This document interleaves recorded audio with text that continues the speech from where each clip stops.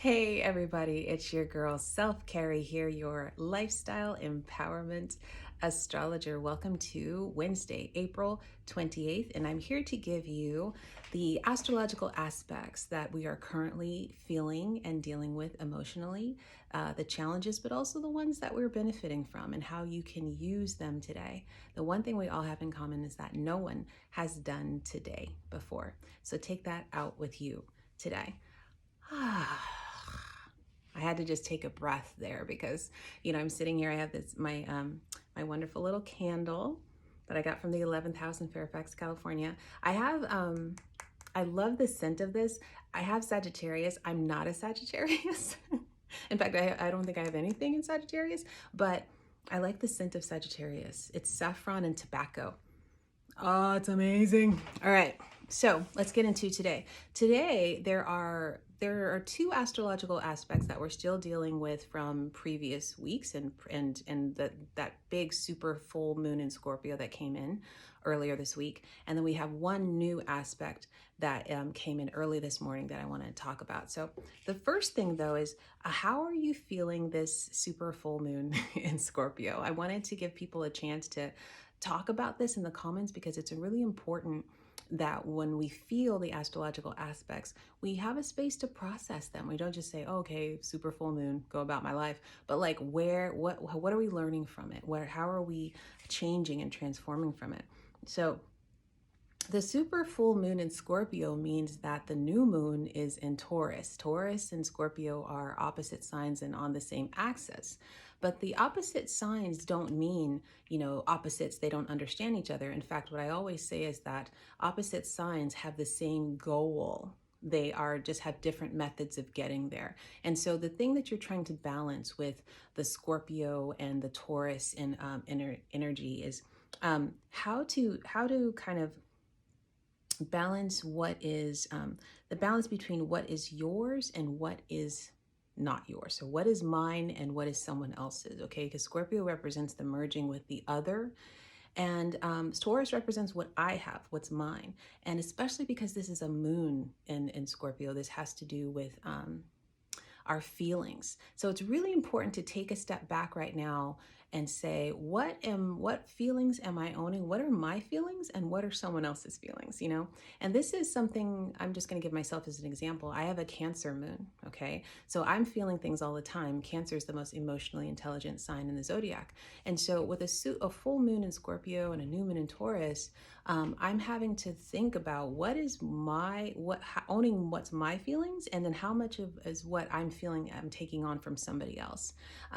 And so my Cancer moon wants to kind of take everybody in, nurture everybody, be the mama, but it's really important for me to take a look at, like, are my feelings changing just because I'm in the room with somebody else? Like, what are my feelings and what are someone else's? So this is a really good time to use this Scorpio moon to go, what's mine and what's yours, okay? And then let me give back to you what's yours, because it's just taking up energy and space in my body. Now, the other aspect that we're also working with that came in a couple days ago is our Mars is in Cancer. So what is Mars? Mars represents our anger, aggression, assertion, and Cancer represents that emotional intelligence I was telling you again. But it's not very movement oriented. So we can find ourselves to be pretty passive aggressive and not taking a direct approach to getting things done right now.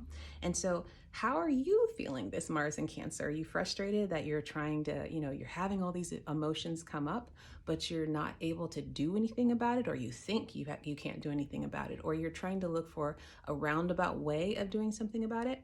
The way this came up for me recently is that I had to with a situation, I had to own my feelings and not take on the other person's feelings. And then I had to confront that person head on and say, instead of avoiding it, but just be like, this is me and this is you. And that's how we work with the Mars in Cancer. It's like the Mars in Cancer wants us to feel that passive aggression so that we can actually choose to be direct in our approach of releasing that energy and getting things done. So every aspect we get astrologically is a learning moment. It's a teaching moment. I don't know if you knew we are in the universal school of life. I don't know if you know that you signed up for this semester, but you did. Okay. Now, the new thing that's coming in just today, April 28th, is a new energy, and this is called the moon sextile Pluto. Again, the moon represents our emotions. Pluto represents transformation of emotions, okay?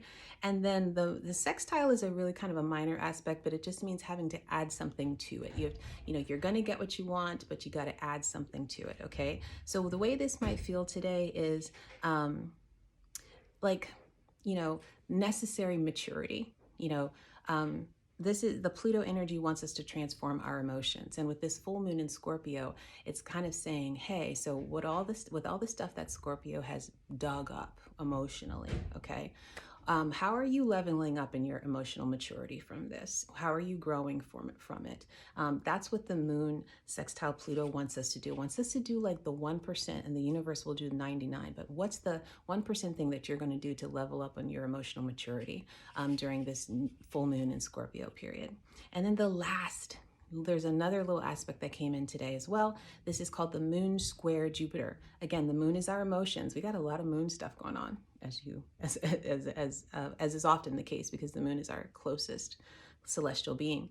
But the moon is our emotions. Jupiter represents expansion of those emotions. And then when we have a square, this means a challenge to that expansion, okay? So it's asking us to, Jupiter also represents higher learning and higher philosophy, like thinking beyond academics, thinking of the bigger picture. And so with moon square Jupiter, you may be scrutinizing your higher learning right now. You may be looking at the things that you've been taught in life and going, wait a minute. I mean, I know we're all doing that right now, questioning our authorities, questioning the way we've been brought up, questioning our education, questioning all of it. So you may be scrutinizing your higher learning. And this is about how to work with that, this place where we're at right now, where we're like, we don't know, we can't necessarily trust what we've been taught. We have to rely on the bigger picture, okay? And what this can feel like is sinking into a bit of paranoia, okay, about not being able to make a decision. Oh my God, I can't trust all the things I've learned, everything I came from.